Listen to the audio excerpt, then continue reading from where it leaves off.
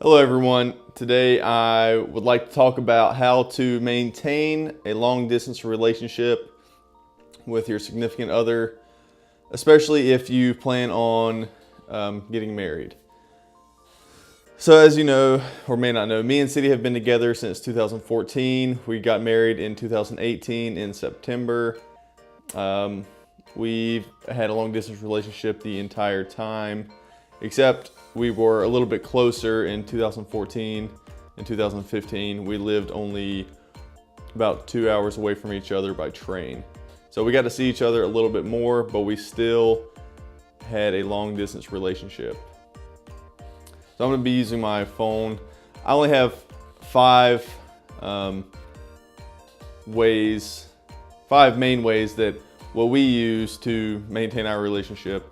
So it'll be a fairly quick video. There are obviously more than this, but these are just the five that I thought were the best ones that I could think of.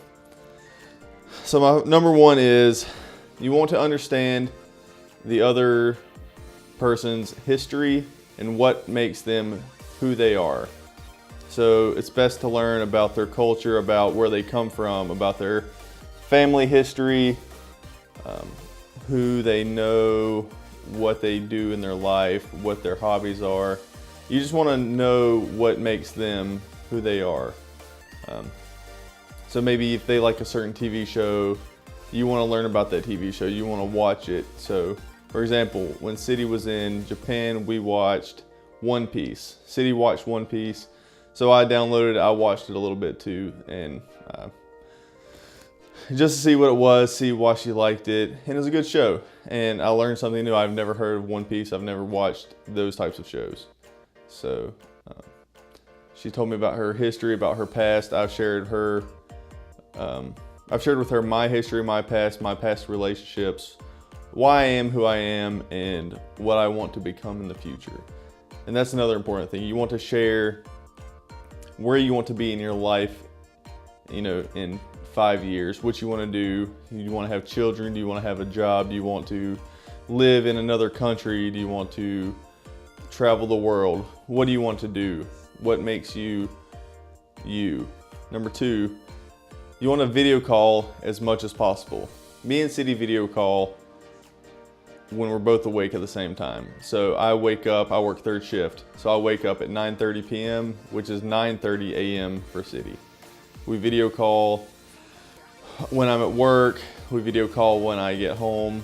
If we're both awake, we're video calling, or at least calling on the phone. We're talking to each other. We're talking about each other's day.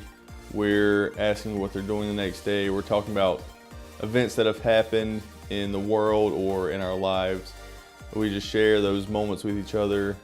We share what our friends are doing, or what what's happening in our jobs. Are we looking to move jobs? What we're asking about the status of the visa, what we can do next, what our goals are for the future. We're just always talking about what we want to do and just talking with each other. My number three is know each other's schedules and allow for personal time. As I was saying before, I work third shift, and that's when Siti's waking up. So our schedules work out pretty well. So Siti's not calling me while I'm sleeping or waking me up, and I'm not doing the same to her. I leave my phone on all the time just in case she wants to call me, and I will answer and talk to her if she does call. But she knows that I need to sleep because I have to drive 1 hour to work, and I have to work for 10 hours and then drive 1 hour home. So I have a long day. She also knows that I go to the gym at 10:30 when I get home from work, and usually she goes to sleep before that, and so then there's no conflict there. She knows I'll be working out, so if I don't answer or if I'm busy, she knows what's going on. She knows I'm not ignoring her, or that I'm not doing something that I shouldn't be doing. We talk, even if I'm at the gym, I'll text her if she's awake, but that's not an issue. And I also know her schedule, if she's going to a class or if she's with her family, or eating lunch, or whatever she's doing. I know that, and I'm not worried about it because I know her schedule, and I know what she's doing, and I know what to expect. So that's another key thing, is know their schedule, so you're not always wondering, oh, what are they doing? What are they doing? Another good way to remember each other or always think about each other is have a gift. Have a gift. When we were in Japan, me and Siti went to a store. We saw these bracelets. I don't know if you can see it. It's just a bracelet that we bought. It's nothing special. It's special to me, but it's not like an expensive bracelet. It's just something that we wore in Japan to always remember each other by. And I don't wear it now because I don't wear jewelry at work except for my ring, which is silicone. But it's just a way to remember each other by. I always have it by me, on my bed or beside my bed. And for Siti, she has the same thing, but I also bought her a stuffed animal, a rabbit, and she sleeps with it every night. She had it when she was on the cruise ship, and it's just a way to always remember your significant other by. Something just to always think, oh, I don't have them with me, but I have this to remind me of them, to always have a memory of them or an attachment to that person. The last and the most important part of a relationship is always be honest with each other. If you have a problem, if you have something going on in your life and it's burning, you need to tell them that. If you've done something you shouldn't have, or if you are having second thoughts about your relationship, I'll be honest with that person to tell them. Don't have something bad happen and just drag it out.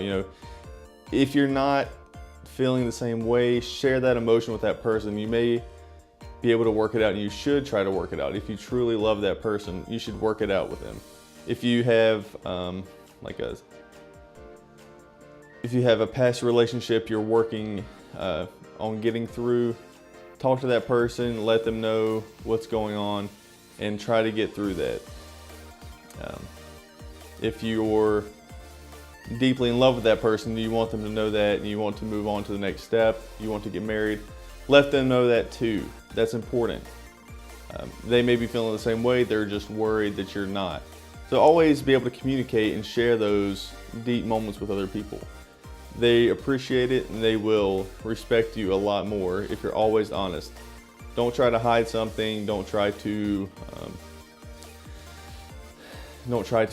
change your appearance. Don't try to hide your emotions. Don't be smiling all the time if you're really sad, and don't try to be angry if you're not. So those are my 5 ways to maintain a healthy long-distance relationship. There are a lot more than that, but these are just ones that have worked for me and Siti.